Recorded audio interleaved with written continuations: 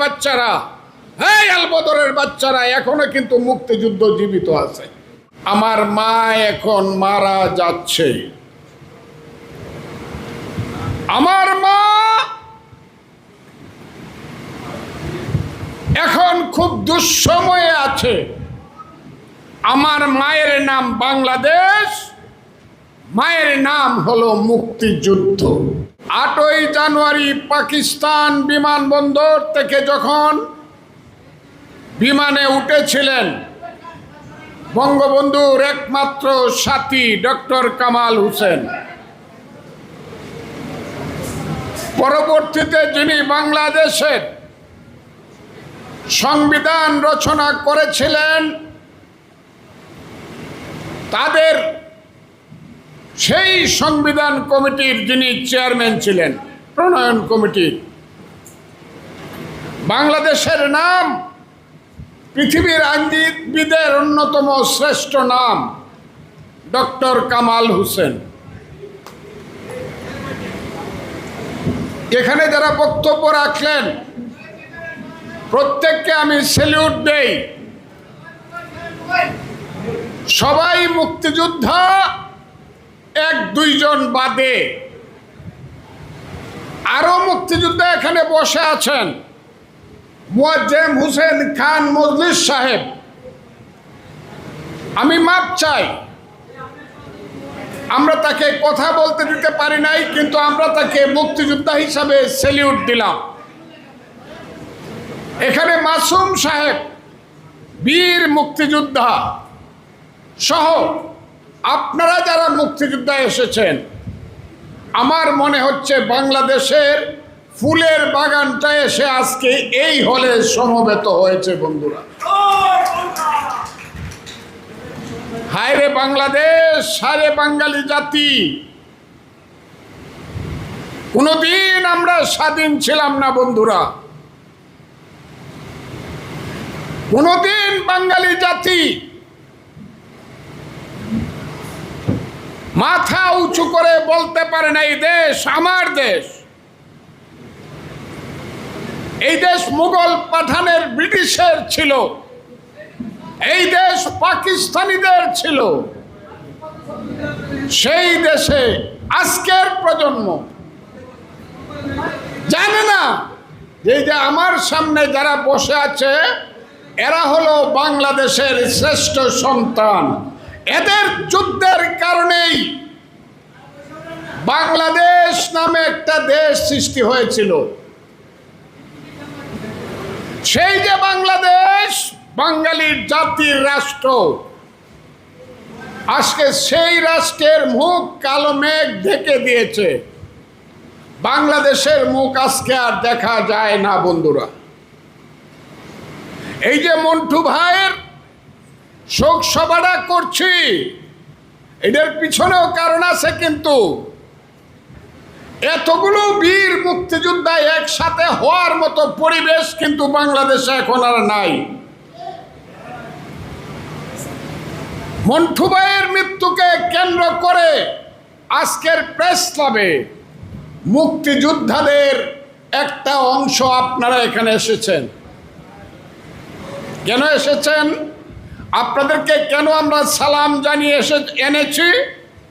এই যে মহিউদ্দিন খোকার থেকে ধরে আরো আছে, আমি নাম বললাম না, আমার সেই শহীদ ভাই থেকে ধরে অনেক আছে, মশগুল ভাই থেকে ধরে অনেক মুক্তিযোদ্ধা আছে যারা যুদ্ধ করেছিল এই বাংলায়।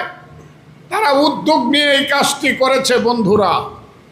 এখন পর্যন্ত মন্টু ভাইয়ের যে দল গণফোরাম, তারা একটা শোক সভার আয়োজন করতে পারে নাই বা করে নাই। তাদের নাকি 12 বা 14 তারিখে আছে। আমরা করেছি কেন? আমরা করেছি এই কারণে, আমার মা এখন মারা যাচ্ছে। আমার মা এখন খুব দুঃসময়ে আছে। আমার মায়ের নাম বাংলাদেশ, মায়ের নাম হলো মুক্তিযুদ্ধ। সেই মুক্তিযুদ্ধ বলা শুরু হলো এক সময় 5ই আগস্টের পর থেকে। 47 মুক্তিযুদ্ধ আর 24 হলো মুক্তিযুদ্ধ, আর 71-এ নাকি ভাইয়ে ভাইয়ে গন্ডগোল। এই গন্ডগোলটা নাকি পাশের একটা দেশ চক্রান্ত করে সৃষ্টি করছিল, ওইটা কোনো যুদ্ধ না। 3 দিন যখন বলছে, 4র্থ দিন এই বিবেকের তাড়নায় আমি একটা রাজনৈতিক দল করি, আপনারা বোধহয় অনেকেই জানেন। আমি মনে করেছি রাজনীতি করি আর না করি, জীবনে বাঁচি বা মরি, নিঃশ্বাস থাকুক আর চলে যাক, যদি এই সব দুর্বৃত্তদের কথার যদি প্রতিবাদ না করি, বিবেক আমাকে দংশন করবে, মৃত্যু হলেও কুকুরের মতো মারা যাব। কাজে আমি বাম হাত তুলে বলেছিলাম, এই রাজাকারের বাচ্চারা, এই আলবদরের বাচ্চারা, এখনো কিন্তু মুক্তিযুদ্ধ জীবিত আছে, আমরা কিন্তু এখনো জীবিত আছি। আর যাই করো, মুক্তিযুদ্ধকে আঘাত করার চেষ্টা করো না, তাহলে কিন্তু আরেকটা যুদ্ধ হবে। সেই যুদ্ধে যখন মুক্তিযুদ্ধকে ভুলিয়ে দিতে চাইল, বঙ্গবন্ধু শেখ মুজিবুর রহমানকে ভুলিয়ে দিতে চাইল, যখন ৭২-এর সংবিধানকে ছুঁড়ে ফেলার মতো উদ্যত্ত দেখালো, সংগ্রাম শুরু করলাম বক্তব্য দেওয়ার মাধ্যমে। সেই এক পর্যায়ে আমি আমার নেতা মন্টু ভাইকে পাইলাম আমি একটা ইউটিউবে। সেই ইউটিউবে অনলাইনে যদি আমার আর মন্টু ভাইয়ের সেই বক্তব্যগুলো দেখে থাকেন, আমি আপনাদেরকে স্মরণ করে দিই, হয়তোবা শুনেছেন। সেই মন্টু ভাই বসা আছে, অসুস্থ, কথা বলতে পারে না। এক পর্যায়ে সঞ্চালক জিজ্ঞাসা করলো, আরে মুস্তফা মহসিন মন্টু এবং ফজলুর রহমান, আপনারা তো দুইজনেই বঙ্গবন্ধুর কর্মী। আমি সঙ্গে সঙ্গে বললাম, কার কর্মী? বললো বঙ্গবন্ধুর কর্মী। আমি বললাম, শেখ মুজিবের কর্মী, তার চেয়ে খারাপ মানুষ তো এই দুনিয়াতে নাই। শেখ মুজিব বাঙালির সবচেয়ে খারাপ, কারণ শেখ মুজিবই এই দেশে 6 দফা দিয়ে শিখিয়েছিল, তুমি কে আমি কে, বাঙালি বাঙালি।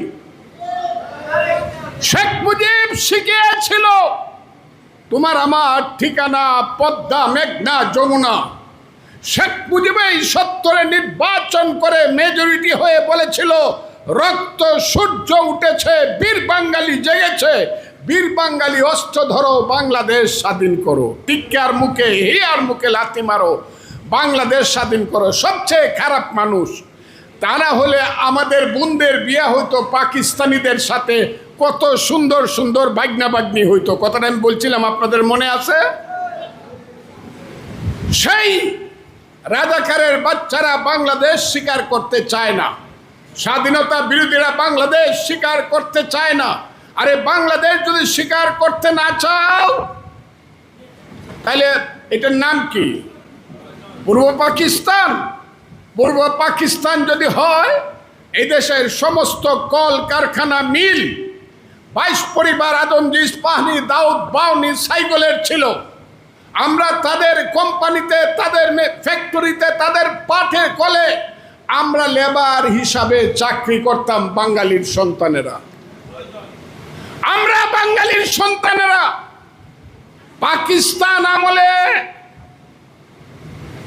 মাত্র 6% ছিলাম বাংলাদেশের বাঙালির সন্তানেরা সেনাবাহিনীতে। পাকিস্তানিরা ছিল 94%।